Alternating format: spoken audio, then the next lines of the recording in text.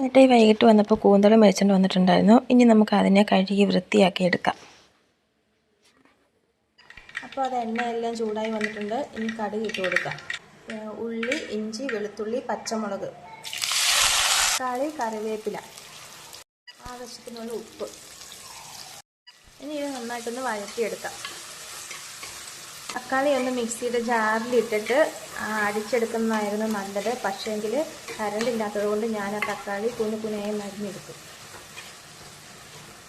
ഉള്ളിയെല്ലാം വഴന്നു വന്നിട്ടുണ്ട്. ഇനി അതിലേക്ക് കാശ്മീരി മുളക് പൊടി, മഞ്ഞൾപ്പൊടി, ഗരം മസാല, കുരുമുളക് പൊടി ഇത്രയും കൂടെ ഇട്ടിട്ട് നന്നായിട്ടൊന്ന് ചൂടാക്കിയെടുക്കാം. ഇനി വേകാൻ ആവശ്യമായ വെള്ളവും കൂടി ഒഴിച്ചു കൊടുക്കാം. ഇനി കഴുകി വെച്ചിരിക്കുന്ന കൂന്തൽ അതിലേക്ക് ഇട്ട് കൊടുക്കാം.